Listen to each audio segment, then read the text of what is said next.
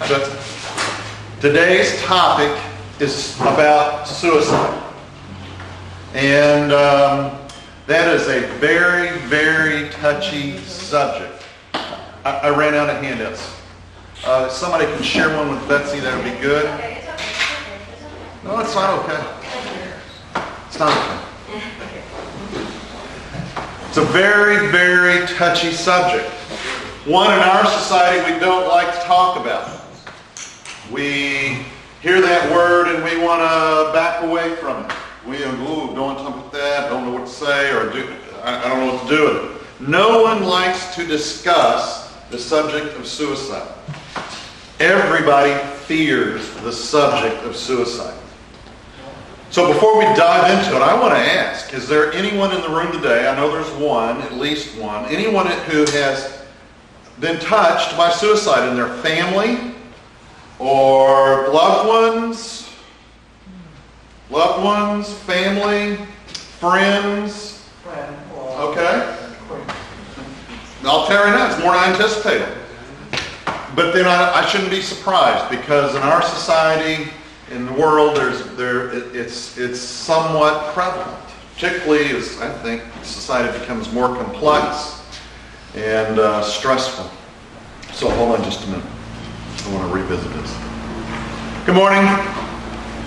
Got room back at that table over there. Good to see y'all back. Hey.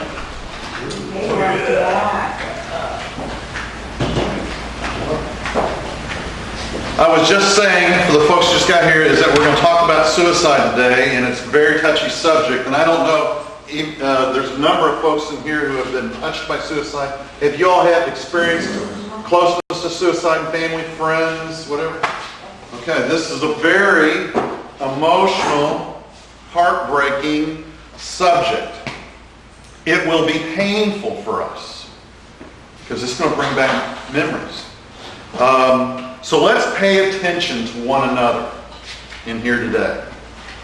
And if any one of you, this subject becomes overwhelming, let's put a pause. You're more important than me finishing this lesson.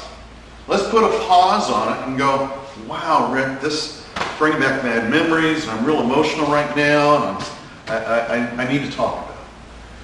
Because I don't want people leaving here all worked up about this subject, and we've got church, and it would be unfair.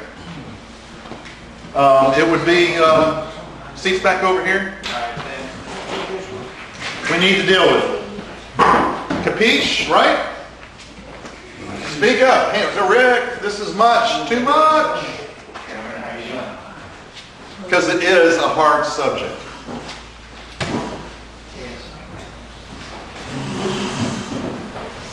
Hey guys. Good morning. Yeah. Can we borrow a hand up from here? We got one. We got one? Yeah. Okay. Thanks, sir. We're going to talk about suicide today. Okay. It's a pretty tough subject. Have either of you all been touched by suicide? Family, friend, co-workers? Yeah, I just don't. Okay. It's just we were talking about how emotional it can get. Yeah. If it gets hard, speak up. Let's not get ourselves worked up and not be able to go on. Let's process it together, because we all love each other, right? And we're brothers and sisters, so let's support each other if this gets hard. The severely depressed person has a strange relationship with death. We talked about depression being on a spectrum, right? There's some folks who get sad, get back and forth. And then there's the major depressive disorder, and it's even graded out, as mild, moderate, severe. And the person who is severely depressed, suddenly they have this strange relationship with death, and they begin wondering about suicide. Will it or will it not relieve me of this pain I'm experiencing? Will this pain ever go away? Will death offer me relief from the pain? Then if the pain becomes too much to bear, will I even be able, the pain is so much, I don't think I can endure it anymore. death seems like a very viable alternative. Death becomes a welcome friend that I hope I never have to call upon. Psalm 88, verse 18. Who's got there's different ways to translate this. I'll read the ESV. Psalm 88, 18.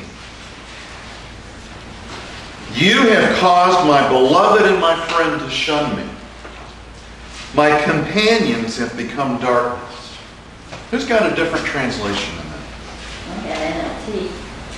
Yes, our protection comes from the Lord, and He, the Holy One of Israel, has given us our King. That's Psalm 88, 18.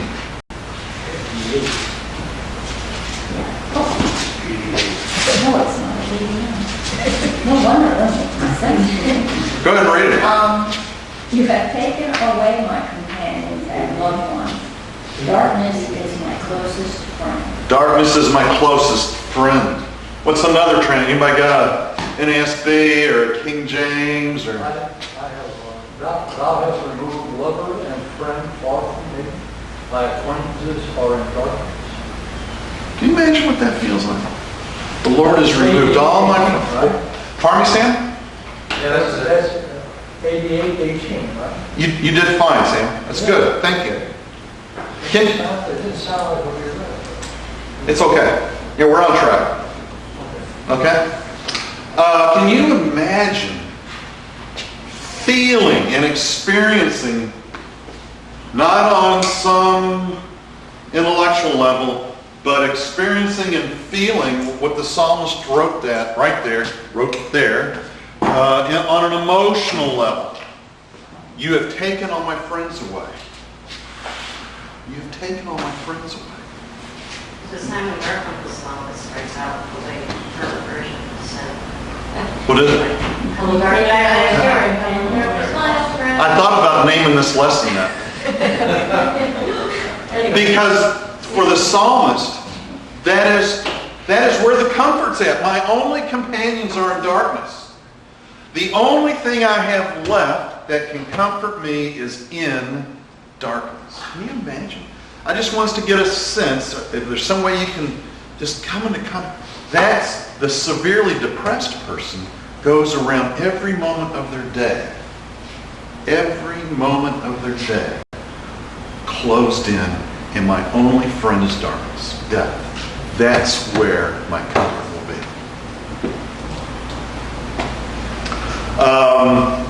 Or it could become some morbid fascination with heaven that I can't stand this. I've lost it all. All my friends are gone. The pain is too much to bear. If I die, I'll go to heaven. And I'll find relief there. Which, though heaven is true for the Christian, that in itself is a move by that individual to control the pain in the present. I've got to do something. I have to have control. So I'll just do. Instead of God ordaining the number of my days, I will determine the number of my days. I will take control of this pain. And I will end it. And so there's what's going on. The pain is just so much. I forget how my outline for you guys lines up, but I want to talk briefly about what you need to do and think about if you, someone in your family, spouse, child, uncle, aunt, someone in your family or a colleague or a friend, it gets kind of dark. And let's think about how we'll respond. Okay? First I want to think about, what have I got to save their life? And here's how I was taught to think about it. If the individual, if your loved one, your family, children, whatever the case may be, if they're sad and they have this brief, call it ideation, about suicide, it's fairly common. I think everybody at one time or another, the idea of it would just be easier to die floats through our head. That's pretty normal. And then there are folks who kind of dwell on it a little bit. And if you were to ask them, can you endure the pain and work through this? They'd rather endure the pain. There's death is over here, and it's interesting, but they're still willing to undergo the pain and endure it and work through what's going on.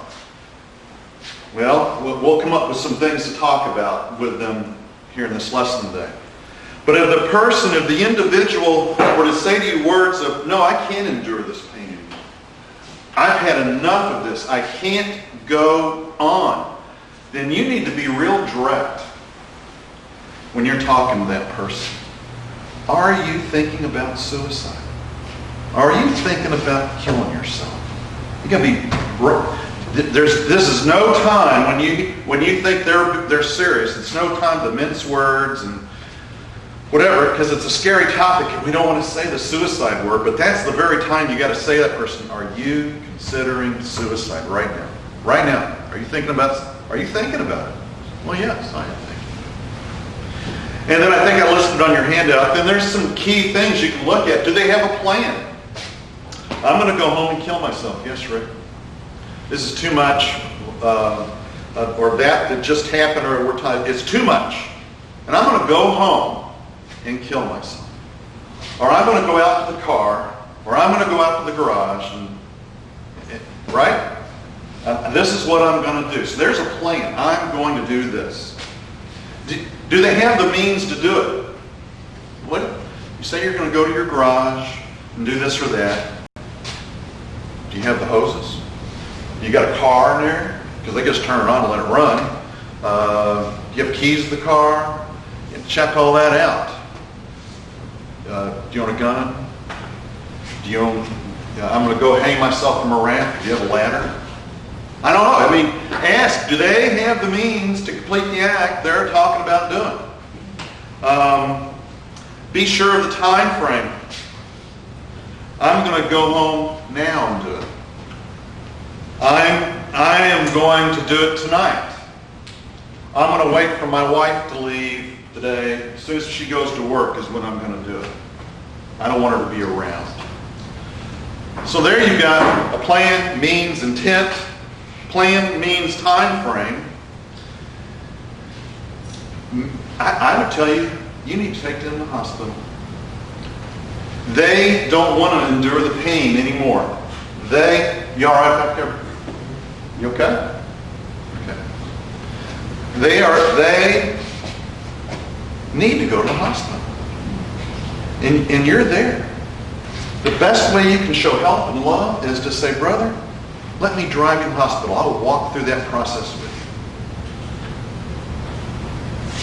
you. Right over the Morton Plant Hospital, Meast and Eden, Meast Countryside, you just got to go to the hospital with them.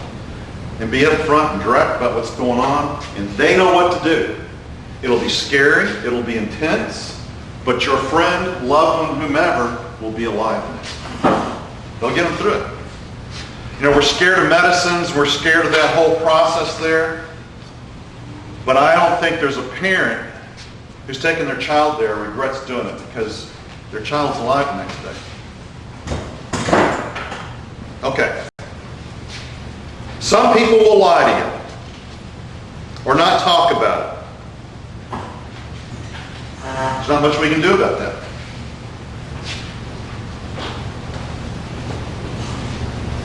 Okay? That's most of the hard stuff right there. So let's look now at the logic of suicide. Suicide's logic to the individual is crystal clear. If I commit suicide, I will be relieved of the pain. Job 9:22. For some reason I got that there. Somebody got that? 9:22. I hope I understand why I picked that when you read it. It is all one. Therefore I say he destroys both the blameless and the wicked. Am I reading the right one? Yes, you are. Okay. Thank you very much. 9:22. It is all one. Therefore I say he destroys both the blameless and the wicked. I picked that because to me Job sounds kind of irrational. It's all he's just thrashing about. The pain pushes out, the pain of depression pushes out any notion that makes hope and endurance possible. The pain there is no hope. There is no way to endure this. The depression itself pushes all that out, and it leaves any hope for God's love out. Only the darkness stays behind. It replaces hope and impossibility with hopelessness and a dark reality that death is the best option for me. Which is why we asked him, are you able to endure this pain a little bit longer? Can you endure the pain till tomorrow? Can you endure the pain for a week and we'll get together every day? Can you endure the pain? Because they still got hope. They've still got endurance.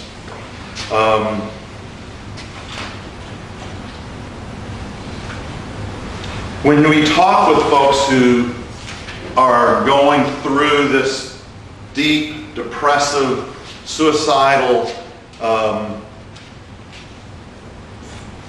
experience, what they tell you about why may seem irrational to you. It may totally seem, well, there's a way out of this. We can do this. We can do that. We can deal with it. But bear in mind what seems the right way, the rational way through something. The depressed person, the severely depressed person, no longer gets that. They only see black. They only feel black. If you can kind of get in touch with that, they only feel black. Only pain and catastrophe lies ahead for them. And all the dire predictions that go with that, it's all black and dark. The pain of depression is unrelenting and will not stop. Job 17:1. We can see where Job is at. Job 17:1. My spirit is broken. My days are extinct. The graveyard is ready for me. Yeah. The pain of depression will not stop despite whatever evidence is available and whatever evidence you present. The evidence is ignored. My circumstance will not change. Death is right here. Despite the evidence, the depressed person is convinced no one will care. No one will care if I'm gone. Or they're blind to the very people who are there to help them. Here you are. You're ready to help them.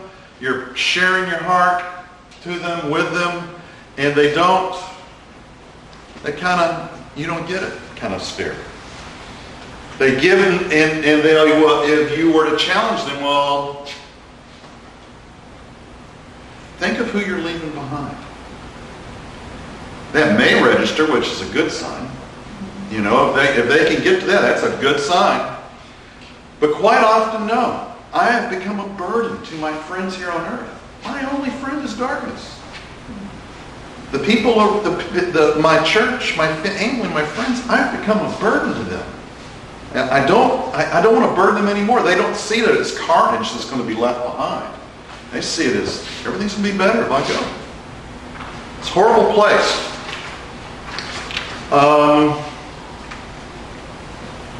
The depressed Christian may believe God no longer exists. Job 17:11-16. My days are past. My plans are torn apart. Even the wishes of my heart. They make night and day the same. The light is near in the presence of darkness. If I look for Sheol as my home, I make my bed in the darkness. If I fall into the pit, you are my father, to the worm, my mother and my sister. Where now is my hope? And who regards my hope? Will it go down with me to Sheol? Shall we together go down into the dust? Very dark there. Very dark passage. The depressed Christian may believe God no longer exists. God has ignored me and is not going to save me from this. Or he is blind to this and begin to develop this small view of God. Or he's unwilling. Or he is mean. Yet, heaven heaven becomes this welcome paradise. Death becomes a means of escape of the pain on earth. I am helpless and unable to solve this problem, this emotion. I can't do it. So, gut check time. Where are we at? Comments, questions, thoughts?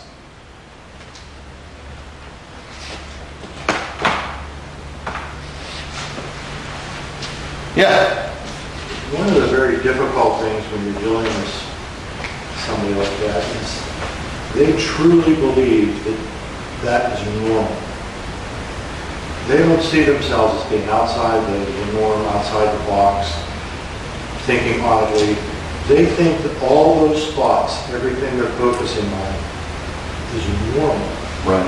And that makes it very difficult to get them to look to the left or the right, because they think it's normal. The irrationals become rational. What I'm seeing here, there's no way through it, I think is what you're saying. This problem won't ever go away, right? Well, they do think that, but they think to think the way they're thinking is a normal thing. Mm-hmm. They don't think it odd, Right. or something that needs fixed. I mean, it's only by the grace of God that they might. But oftentimes if they think, why don't you think like this? You're right. Rick, I just add a lot of times, I mean, you just don't know, right? I mean, there's a lot of highly successful people that You never know. suicide, right? You're not going to know. They'll lie to you. So, You just won't know. Psychologists don't do it every day, but some people do. You're just not going to know. It could be a colleague at work, and on the outside, everything looks right, looks happy, they're fine, and then you get the news, something happened, they killed themselves at home. That actually happened to a colleague of mine. Almost the same thing, that everything seemed fine, and then they went home and destroyed themselves. You know, I had a colleague that the husband shot himself, like both went to work. She came to work, reported to me, didn't hear, went home. Horrible. Dead on the couch. Did that. So, and we saw it. So that makes thanks for that, because we need to remember, I think that's the third time we've hit on that, we may not know. This is very personal for them. They're not sharing it. It's become such a big problem for them, they're just not going to share it. They don't want anybody to talk them out of it. There's that. I don't need to hear it. I've made up my mind, the only way through this is to destroy myself. And then there's survivor's remorse. The folks are left behind. Oh yeah, why didn't I see it? Exactly. Oh, it's horrible. Why didn't I see it? I saw the signs and didn't do anything. But there really were none. Maybe no signs at all, but they can imagine they saw the signs. Definitely. Right? Yeah, with my cousin.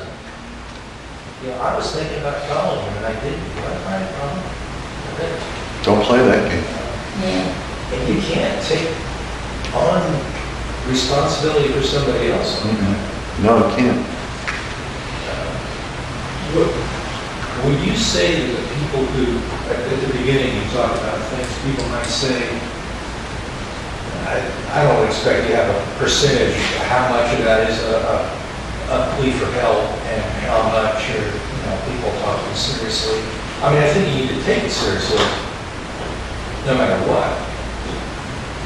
But as you mentioned, maybe some of the people who are most serious, they're the ones who aren't going to say it. Some. Depends on the rapport you have with that person, and I think in the job I do, and I develop a relationship with someone, they're more apt to tell me, I've really got to the end of the line here, Rick. And I can I hope I would pick up and say, are you contemplating or thinking about, which will draw out those things. But whereas a colleague at work or a family member or someone else, Quite often they do just hold it all in. I don't want to burden you because you don't care anyway, or you're not going to care, or you're not going to help. You can't help with this. This is too big a problem. You can't help me. I mean, there's all kinds of things. It's very likely. And then, as you say, the survivor's guilt. Why didn't I see? No. I want us to, I've got it on your handout. Maybe you cut this out, paste it, put it away. But here's some things. When someone shares with you, I've got no way out. This pain is too much. They might not even be saying they're going to go commit suicide. But you get the sense that it's so dark, they're feeling trapped by this darkness. Maybe here's some questions you can ask them and draw them into a discussion with. Right? Is the pain that you're experiencing always this bad, or does it fluctuate? Is the pain always this? I know you feel it right now. It's real. I know. But does it fluctuate? Get them to think about that. When was a time the pain was not as bad? When was a time the pain was not, well, a year ago, I didn't have this. A year ago, you felt differently. Okay, and possible a year from now, you'll feel different. We can't predict the future, so the only answer can only be yes. Yes, it's possible I could feel differently in a year. Possibly you could feel differently in 6 months. Isn't it possible? Yeah, I guess it is possible. I don't see how. No, don't fight that. And then we should work on that. Let's build that up and not build this thing. And let's not dwell on this. Let's work on building up the hope we can have. Get a place to begin to work. What have you lost that is so precious to you? Well, I'm not talking about cars or homes, although that could be it. But what is it you've lost? There's something they feel is gone from them that they can't get back. It might be prestige. It might be honor. It might be purity. Who knows what it is? It could be a lot of things. But what is it you've lost that is so precious to you that you can no longer live without? This may not be a relevant question, but quite often it is. What have you lost? Something's gone. You lost something. What do you believe you need that you don't have? Particularly with a Christian, you can use that and see, well, can you see now how you have replaced your focus on God to a focus on this thing or this idea? And maybe we need to come back and look to who can give you hope. You put your faith in your prestige or family or work or whatever. You put your whole identity wrapped up in the wrong thing. The broken sister. What are you afraid to face? Maybe they've got a situation like that. What are you afraid? Who are you afraid to face? What are you afraid to face?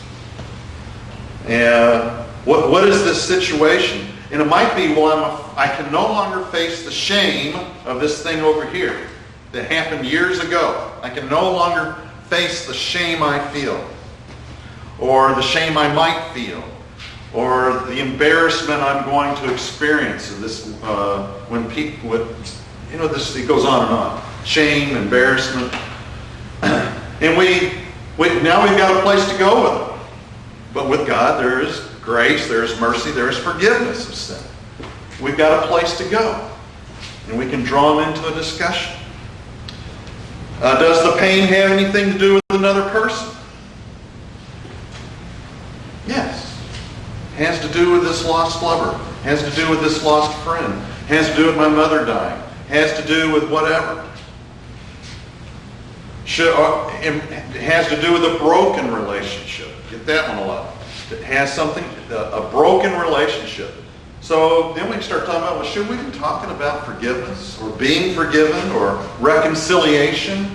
Is suicide really the answer if we went and sought out forgiveness, or we worked on forgiving that person, or we work on reconciling, and we're reconciling that person, now we've got a place to go. Instead of darkness is my only answer, we've got a place to go, and I will be there with you. What do you expect death to do? Do you want it to take away the pain? What is it you believe about death? What do you believe it'll do for you? Are you really, and for some this is true, are you really using suicide to make a statement to someone else? Are you really using suicide to make a statement to the world, I'm hurt? And some that's a dramatic response, but there are some that is very true what they're doing. I am making a statement. I've been hurt. Hurt horribly, hurt more than I can stand, and I'm going to make sure, I need people to know. And the only way they'll ever understand is if I do this. Or, for some, it's a way to make other people suffer as much as me. Very vindictive. It's the ultimate vindictiveness. I'm going to kill myself so they know they hurt. If this individual's a Christian, there's things you can work on with that. How's that loving? There's a lot to work. Once they admit that to you, now you can talk. You've got something else to talk about besides dying. Why do you feel powerless? Why? And then really, why don't you want to live? What can we do here? What can we? Why don't we find a solution here together, a way to find a solution, an idea, so that we can live? So there's some discussion points you can have with it. Comments, questions on that? Some people, I think, they could use that as a threat to control another person. For example, well, if you're doing this, I'm just going to kill myself. Yeah, if you leave me, I'll kill myself. Right? Right. My sister's husband said that to her. He had no intention of killing himself. Just wanted to control her through those words, which was very cruel.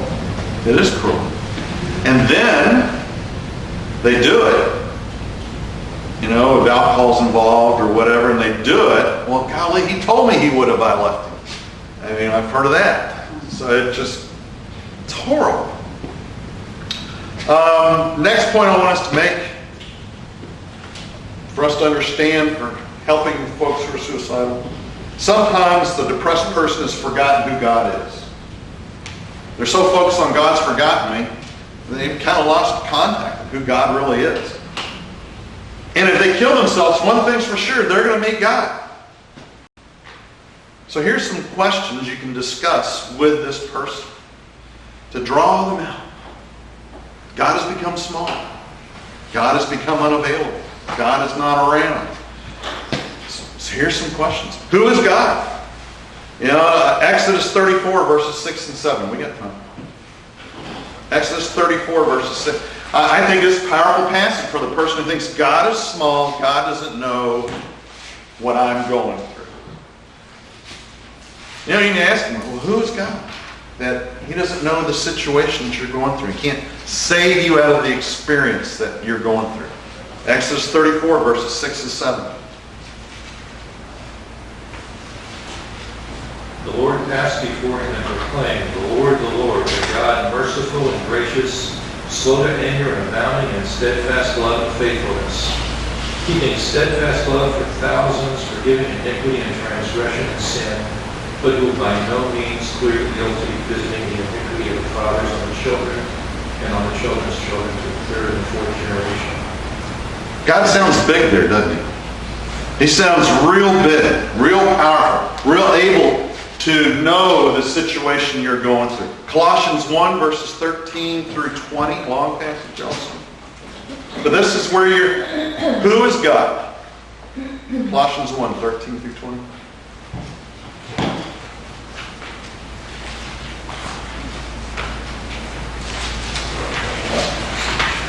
I think.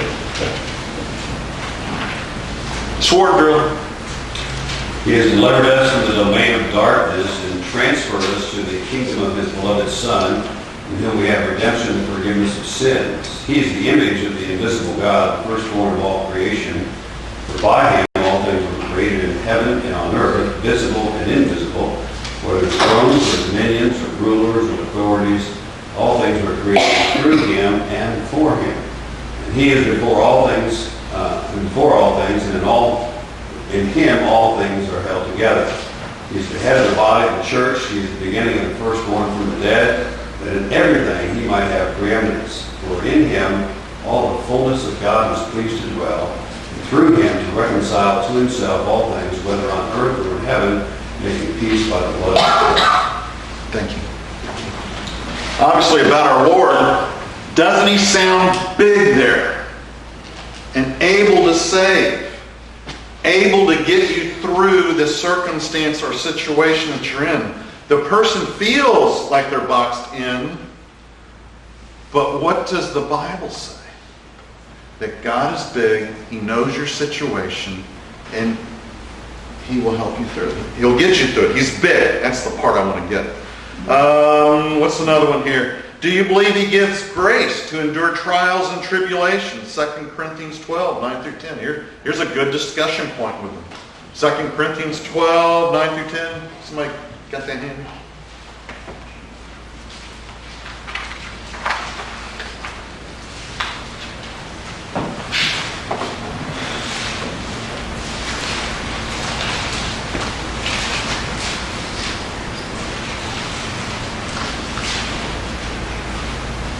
But he said to me, my grace is sufficient for you, for my power is made perfect in weakness. Therefore I will boast all the more gladly of my weaknesses, so that the power of Christ may rest upon me. For the sake of Christ then I am content with weakness, insults, hardship, persecution, and calamity. For when I am weak, then I am strong. There's a place to have a discussion with that person. In your weakness, where is God? What is God doing for you in your weakness right now? If you were to step away from your idea, isn't there room for God to work on you, on your situation? If you would just step back and allow yourself to be weak, to be weak. There's a promise there. God's grace is sufficient. Maybe you can get them to think, well, yeah, I can step back from the abyss, so to speak. Skipping ahead, I think you got a point 7. I skipped the number and I did my outline. I did it too fast. What you got a number 7 on your outline? No, you're missing number 7. Well, it is what it is. You can correct it for the outline we send out. I might do that. I should do that. I will do that. So if you didn't get a copy today, you can look for the link to it on Monday. So you're missing number 7. The depressed person who is considering suicide believes God is silent. Again, they believe God is small. God is silent. He is not involved in what's going on. Yet we know God is not silent. And I'm going to move through this, but Job chapters 38 through 42, you can get a real sense. I mean, Job, he's hammering God, and God comes on the scene. I always thought, God is pretty rough with Job. Man, he comes in and was the whirlwind and in the storm and says, who are you to talk like that? This is who I am. Just on and on. This is who I am. God's not silent. All of creation declares who he is. God is not silent. But the depressed person's looking in. They're looking down. They hurt the pain. God is not silent.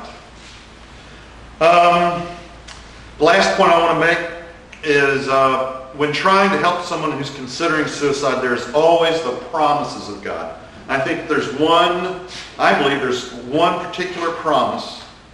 1 Corinthians 10:13. Y'all turn there while I rattle on for a minute.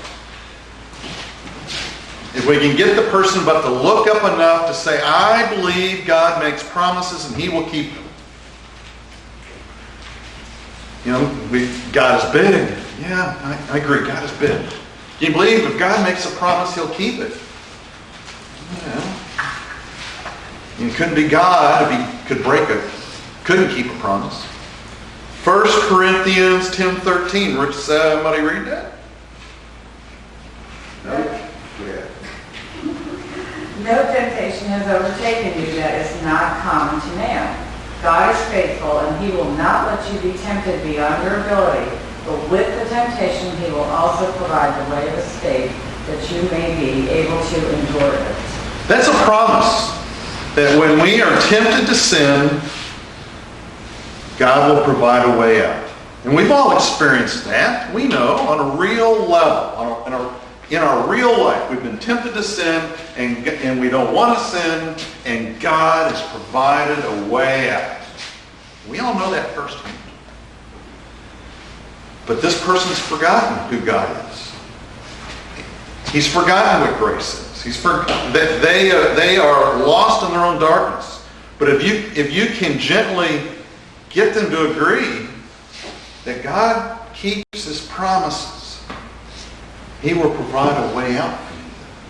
Through this darkness that has enveloped you, through this pain that has overwhelmed you, God is working a great thing in your life. 2 Corinthians, He is working grace into your life, and He will come to your rescue and find you a way out. Right? It takes patience and a willingness to go through this with the individual, to do heroic things, to make a phone call, take them to the hospital, or to sit with them when it's inconvenient, to meet them somewhere in their home or at their office or at the park, and to just have these hard discussions. You know? But aren't we supposed to love our neighbor? So, there, I've got the end. How about that? Comments. How are we doing? Tough subject. A lot of sadness. I got it. It's a gloomy, tough subject. Any comments? Blair, what you got? Thinking about that when you talk about survivor's guilt, what that does to people who are my aunt,